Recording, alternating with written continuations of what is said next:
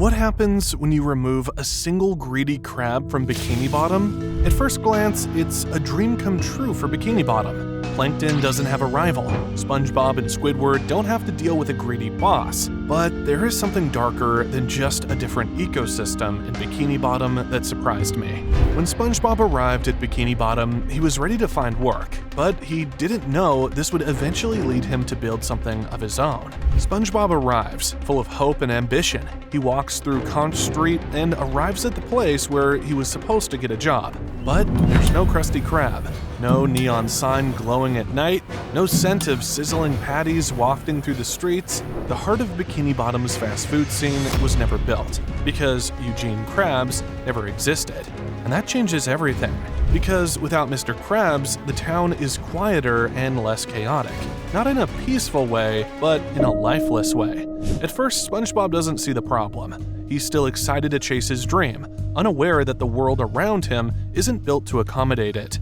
But soon, he'll find out and come face to face with the one force that is taking over in Mr. Krabs' absence. A force that doesn't welcome passion, it consumes it. By the time SpongeBob realizes what's happening, it may already be too late. He will have to work alone until an expected partner finds him, who will help him tackle the force that would take over Bikini Bottom. Meanwhile, there's no Pearl because Pearl's mother never met Mr. Krabs. But if you believe in those theories, which claims that Mr. Krabs isn't Pearl's father, then she might exist. However, in that case, Pearl is either living with her actual father, who remains a mystery, so Pearl will also become a mysterious figure. On the other hand, Squidward doesn't get a job as a cashier. No one else is willing to hire such a rude cashier. His life hit rock bottom. He doesn't have money to pay for utilities, food, clothes, and rent. He's eventually forced to sell all his belongings. With nothing other than his painting brush left to him, Squidward decides to leave Bikini Bottom and find work somewhere. It turns out to be great. He becomes a successful artist, but even then, he will be forced to meet SpongeBob and come back to Bikini Bottom. SpongeBob SquarePants arrives at Bikini Bottom with the hopes of making this place where he's going to make his dreams come true. But something feels strange. As he walks through town, there's no lively chatter. He spots Patrick, but this time, Patrick doesn't encourage him to take a job at the Krusty Krab, because there is no Krusty Krab. SpongeBob and Patrick pass a few sad-looking diners with peeling paint and half-hearted menus, but none of them call to them. They feel hungry and ask a passing fish, "Hey, where's the best burger place in town?" The fish blinks at him. "Best? I mean, there's the Chum Bucket, if you're desperate." SpongeBob laughs, expecting a punchline. None comes. The Chum Bucket? He's heard of it. Some rundown place owned by a guy named Plankton. Talking about Plankton, he is a completely different person.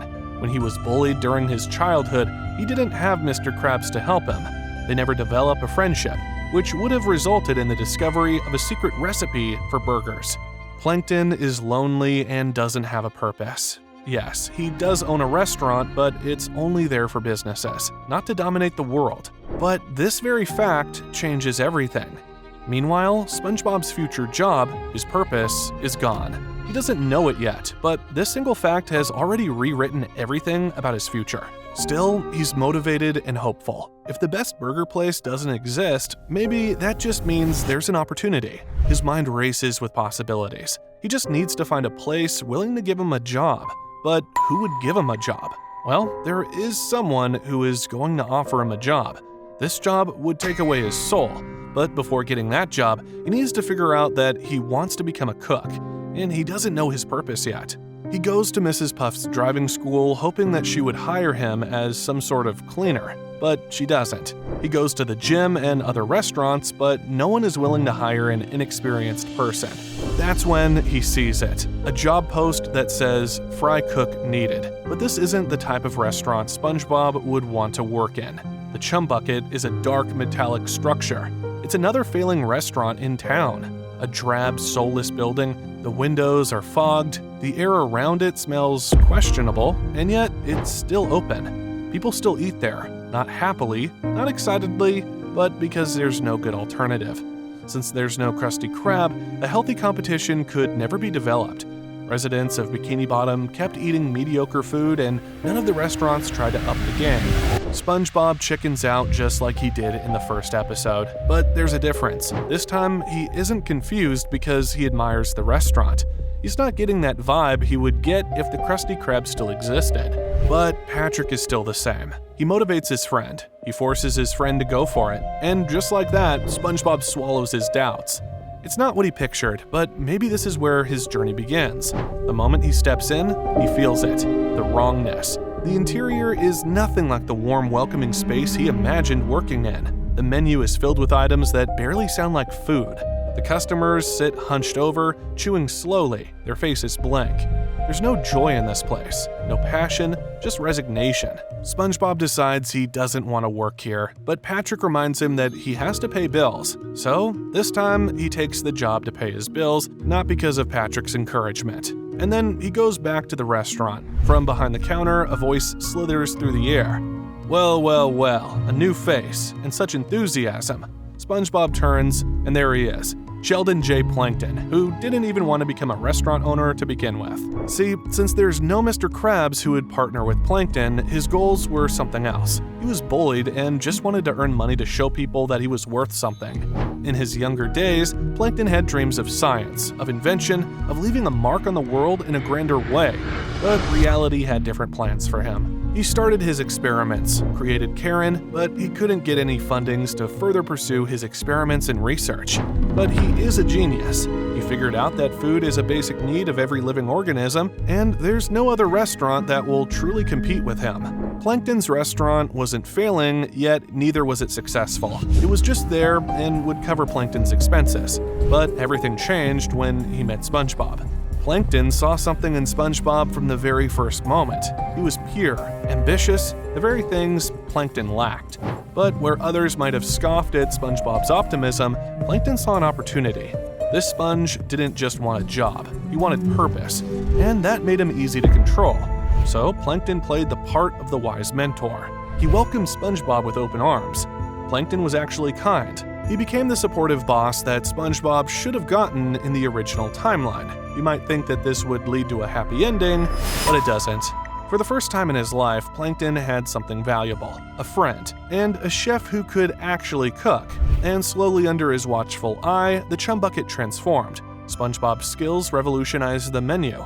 The bland, disgusting mush that once passed for food was suddenly edible, then decent, then good. And with that single change, Plankton saw something he had never seen before: power. His restaurant stopped being a joke. Customers who once avoided the chum bucket out of sheer disgust now hesitated before walking past it. Plankton was a successful business owner now. He had money, a supportive friend in SpongeBob, and a caring wife in Karen. But that's when things changed. Plankton figured out that he now has so much power that he can take revenge from his bullies, from the people of Bikini Bottom who ignored him. But he doesn't know how to do that yet. At first, Plankton's revenge is just getting more money from Bikini Bottomites. So Plankton spread lies about the other restaurants in town, using his newfound influence to have them shut down over health code violations. And as his monopoly grew, so did his ego. SpongeBob never even noticed the shift. He was too happy to be cooking, too absorbed in perfecting his craft to see what was really happening. By the time he realized the truth, it was far too late.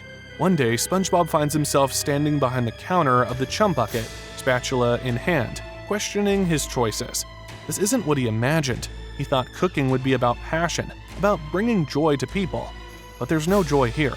The chum bucket is a monopoly. Plankton runs it like a dictator. His advertising is everywhere. His contracts lock customers into loyalty deals, and every other small business struggles under his control. But where is Sandy in all of this? Well, she would also get late in realizing what's going on in Bikini Bottom. And SpongeBob is just another cog in the machine. Days pass, then weeks.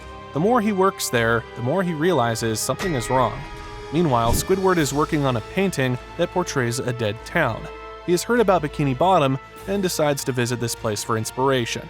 Sandy is buried in her research, more isolated than ever, since SpongeBob never became the friend to pull her into goofy adventures. Bikini Bottom doesn't have the same life it once did, and then, one night, it happens. SpongeBob tries something different. He sneaks into the kitchen, reworks the chum formula, and adds his own twist, and he finally creates a burger that tastes even better. But he notices something. a figure is quietly observing him. Before he could see who it is, that figure vanishes. SpongeBob forgets about it and keeps working on his formula. The next morning, SpongeBob arrives to find his station cleaned out. His recipe is gone, but he still remembers how he made it. The ingredients are removed. Plankton stands there, arms crossed, smirking. "I admire your enthusiasm," he says, "but this isn't about making food, kid. It's about controlling it." SpongeBob realizes in that moment that this place will never let him be the cook he was meant to be. The chum bucket doesn't exist to serve great food. SpongeBob is done. Without a word, he sets down his spatula and walks out of the chum bucket for good. But he's not giving up. SpongeBob doesn't have a restaurant. He doesn't have money, but he has a reason. Bikini Bottom doesn't know what real food is supposed to taste like, but SpongeBob knows the truth. If people could just taste something better, they'd want better. And so it begins. He decides to start selling his own burgers. SpongeBob sets up a tiny stand in Jellyfish Fields, cooking patties on a makeshift grill, and handing them out for free to anyone willing to try them. But he doesn't know that the mysterious figure is still quietly watching him. At first, people are hesitant. Why should they trust a no-name cook with no restaurant? But then they take a bite, and everything changes. The word spreads. SpongeBob's food is incredible. It's fresh, bursting with flavor, made with love. It's everything the chum bucket isn't. Soon, people sneak away from the chum bucket, ditching Plankton's artificial flavors for something real. And that's when Plankton notices. The chum bucket's profits start dropping. Plankton sends spies to Jellyfish Fields, and they come back with a terrifying report. SpongeBob SquarePants is building something dangerous. Plankton fights back. Instead of competing with better marketing or better food, Plankton does something that breaks SpongeBob. Plankton isn't just watching from the shadows anymore. He knows SpongeBob is a threat now. Plankton realizes that SpongeBob doesn't even know how much power he holds. He's just cooking because it makes him happy, and that makes him impossible to control. So, Plankton makes his move. One night, while SpongeBob is grilling patties in Jellyfish Fields, the mysterious figure who has been watching him finally steps forward. It's Squidward, and he has bad news. "The health department shut down your stand," Squidward says flatly. "No permit, no food safety regulations. They say you're a danger to the public." SpongeBob blinks. "But I just started," Squidward sighs. "Yeah, funny how the inspector got an anonymous tip right before they showed up." SpongeBob doesn't understand at first, but then it clicks. Plankton. The chum bucket has the city in its pocket. SpongeBob never stood a chance trying to do things the right way. But Plankton's not done yet. The next day, a new restaurant opens. Plankton's Premium Chum Burgers. And the menu? It looks suspiciously familiar. Plankton didn't just try to shut SpongeBob down. He stole the entire idea. His new secret formula is a cheap knockoff of SpongeBob's recipe. The taste isn't the same, but it's close enough that customers start coming back. But SpongeBob knows this isn't over. Plankton won't stop until SpongeBob is either working for him or completely erased. And so the real battle begins. SpongeBob doesn't sleep that night. He sits on the floor of his pineapple house, staring at his spatula, replaying everything in his head. Suddenly, the door knocks. SpongeBob opens it, expecting Plankton, who came to make fun of him. But instead, it's Squidward. You let Plankton steal your idea and beat you with it because you're thinking too small. SpongeBob blinks. Squidward tells SpongeBob that if he wants to win, he has to tell people what real burgers taste like. Plankton can steal the formula, but he cannot steal SpongeBob's talent. And that's when it hits. SpongeBob's mistake was limiting himself. Why not go big? Why not build the greatest restaurant in Bikini Bottom's history? And that's the moment it's born. SpongeBob doesn't sleep the next night either, but this time he's working. Squidward and SpongeBob partner up to launch a real restaurant. And within weeks, the impossible happens. In the very spot where the Krusty Krab should have stood, a new restaurant rises. It's called the Krusty Sponge. The doors open, and soon it is filled with customers because of SpongeBob's welcoming behavior. Plankton watches from across the street, gripping the windowsill of the chum bucket so hard his fingers leave dents. He has lost. But Bikini Bottom has lost something that it doesn't even know should have existed. In the end, one thing was inevitable. The Krusty Krab had to exist, although with a different name this time. But what if things had gone differently? What if Mr. Krabs and Plankton were never enemies? What if Patrick became successful? Let me know in the comments what should be my next what if scenario, because the next alternate timeline might just change everything.